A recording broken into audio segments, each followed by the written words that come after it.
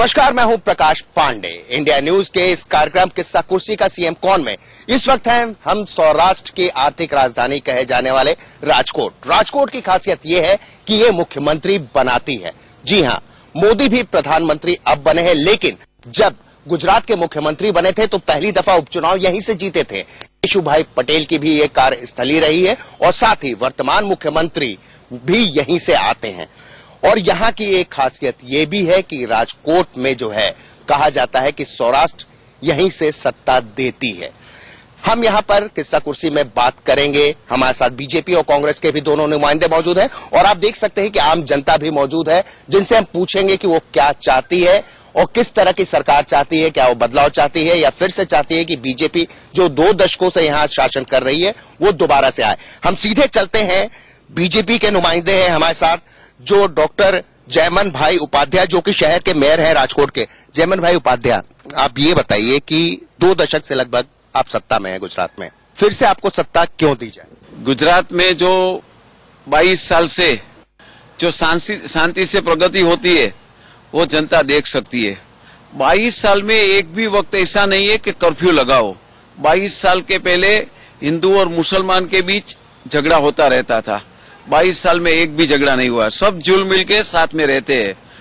इससे साथ स्टेबिंग भी बहुत होता था 22 साल पहले, अभी स्टेबिंग का कोई किस्सा नहीं बनता है। और जो विकास की बात है तो 22 साल में गुजरात ने बहुत सारा विकास किया है। हम बात करते हैं, कांग्रेस के भी नुमाइंदे हमारे साथ मौजूद हैं। महेश राजपूत जी, जो कि शहर के पार्टी के अध्यक्ष हैं कांग्रेस पार्टी के। महेश जी, क्या आपकी हार्दिक इच्छा पूरी हो गई या माना जाए कि अल्पेश जो आप लोग के साथ आए हैं बड़े अल्प समय के लिए आए हैं और लोगों की जिज्ञासा ये है कि जो जिग्नेश भाई आए हैं, क्या इन सब के बूते ही कांग्रेस यहां चुनाव में कूद गई है गुजरात में? पहले मैं ये बता दूं कि जैसे हमारे डॉक्टर साहब ने बोला कि गुजरात में 21 साल से कोई हिंदू मुस्लिम के रायट नहीं हुए, तो भैया जब गोधरा कांड हुआ वो हिंदू मुस्लिम का नहीं था तो किसका था? ये एक झूठ बात है।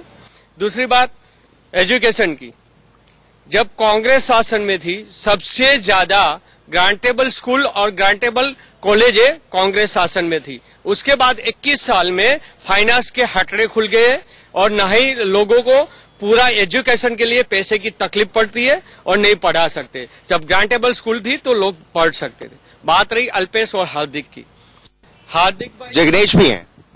मैं वो एक बात बोल रहा हूं ना आपको कि हार्दिक की बात है, तो हार्दिक एक क्रांतिवीर युवा बाहर निकला है, एक समाज के लिए निकला है। और कांग्रेस पार्टी जब हार्दिक नहीं था तब भी कांग्रेस पार्टी थी और आज भी कांग्रेस पार्टी है और कांग्रेस पार्टी हर बार लड़ती थी। यहाँ कहीं ऐसा नहीं है कि उनके आने से है।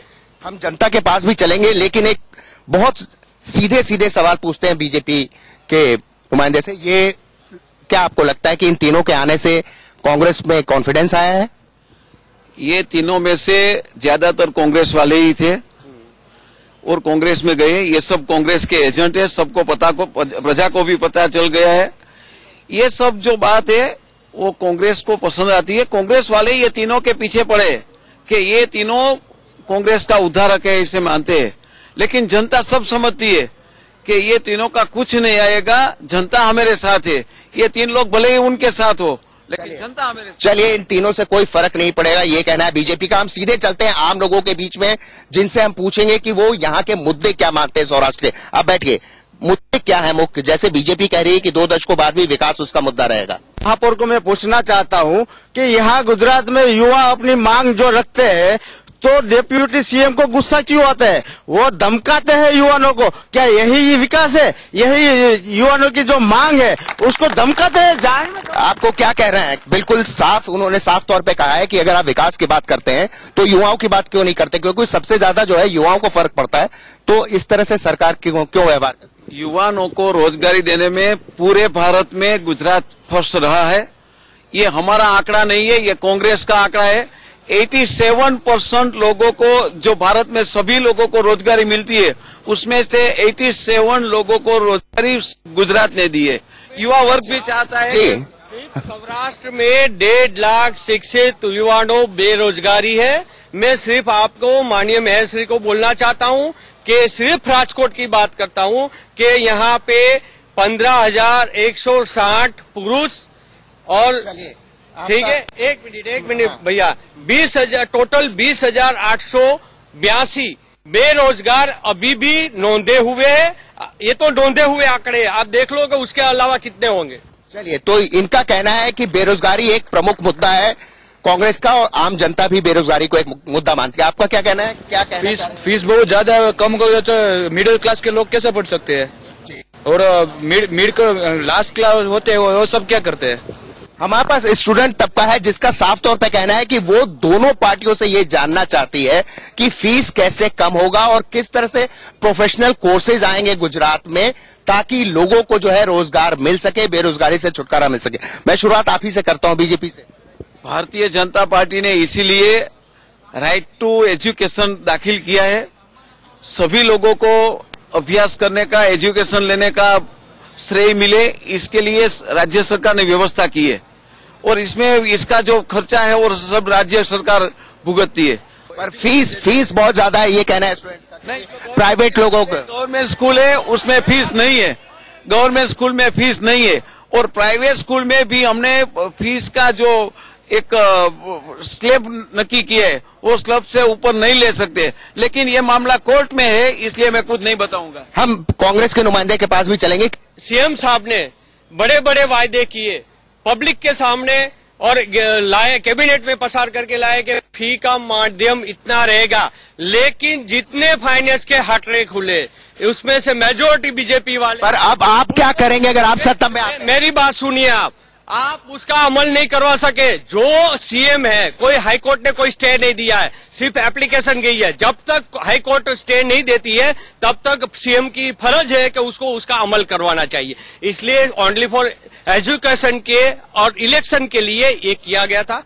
बात रही हमारी, तो जैसे ही कांग्रेस की शासन आएगी, ग्रांटेबल कॉलेजें खुलेंगी, ग्रांटेबल स्कूलें खुलेंगी, और फाइनेंस के जितने आंकड़े हैं, फाइनेंस वाले हैं, उसकी सबकी एक बंधन किया जाएगा कि इसके ऊपर नहीं जाएगा, और उसके लिए लॉ लाएंगे और लॉ होगा, और उसमें ना ही हाईकोर्ट या सुप्रीम कोर्ट कुछ कर पाएगी। अब हम आम जनता में महिलाओं से बात करते हैं कि वो क्या सोचती हैं। बीइंग अ लेडी, आपको क्या लगता है कि क्या कुछ होना चाहिए? नहीं, मैं एक क्वेश्चन करना चाहती हूँ कि 18% में से 8% अभी कांग्रेस के डर से इन लोगों ने जीएसटी कर दिया है, तो क्या भरोसा के चुनाव के बाद ये लोग 60% नहीं करेंगे, 20% नहीं करेंगे? जी, जीएसटी को लेकर महिलाओं में जरूर उत्सुकता है। वो दोनों पार्टियों से जानना चाहती हैं कि जीएसटी में जो बार बार फेरबदल हो रहा है, दोनों पार्टियां साफ करें कि क्या ये चुनाव के मद्देनजर हो रहे हैं या चुनाव के बाद भी इसको लागू रखा जाएगा। आपको क्या कहना है? जीएसटी का जब मामला चलता है तब पूरे देश के मुख्यमंत्री, पूरे देश के वित्त मंत्री बैठते हैं साथ में और ये तय करते हैं कि जीएसटी कितना होना चाहिए। उसमें कांग्रेस के मंत्री भी बैठते हैं। ये अंदर अलग बात कर रही है, बाहर अलग बात कर रही है। आपको क्या कहना है, क्या जीएसटी भी मुद्दा हो सकता है गुजरात में, क्योंकि महिलाएं उद्यमी भी इस बारे में बात कर रही हैं? जीएसटी सिर्फ गुजरात का नहीं प्रश्न है, ये पूरे भारत देश का है।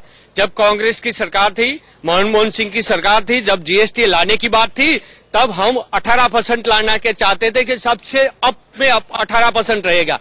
तब ये बीजेपी ये बोल रही थी कि 14% से ऊपर नहीं होना चाहिए, और उसके बाद जब उसका अमल नहीं करवाया और इलेक्शन आ गए और वो सत्ता पे आ गए। जीएसटी जब लागू की बीजेपी ने, तो उसने 14 से सीधा 28% पे चले, पर उसमें अब काफी फेरबदल किया गया है। इसलिए किया गया कि जब गुजरात में इलेक्शन आ गए और गुजरात की पब्लिक और राहुल गांधी और कांग्रेस रोड पे आ गई और पब्लिक उसके साथ चलने लगी, इसलिए पब्लिक को शांत करने के लिए उसने अभी जो फेरफार किए वो इसके लिए किए हुए। हालांकि जीएसटी कांग्रेस के टाइम में हुई थी शुरुआत उसकी, और जो पार्लियामेंट में बिल भी पास हुआ उसमें सारे दलों की एक राय थी। हम अन्य मुद्दों पर भी बात करेंगे। मेरा सवाल जयमन भाई से है।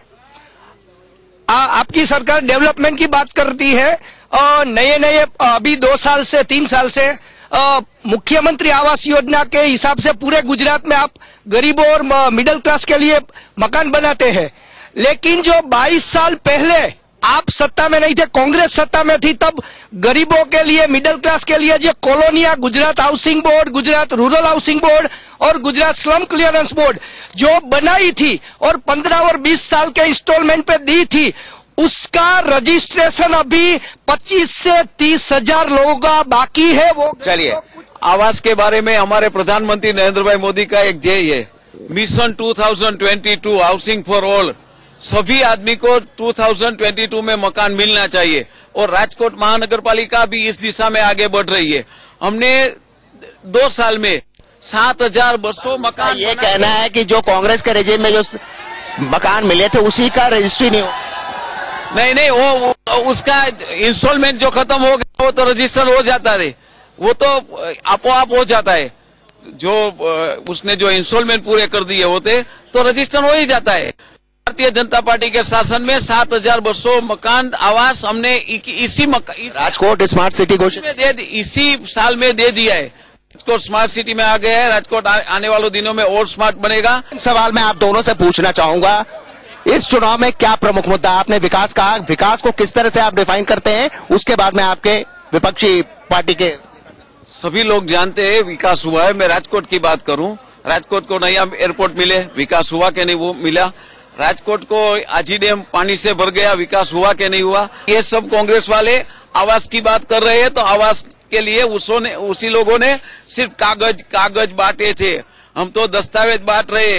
और यूएलसी की जमीन पे जिसका भी मकान है उसको भी हमने सनद दे दिया है। इतना ही नहीं, सूचित में जिसका मकान है उसको भी हमने सनद दे दिया है।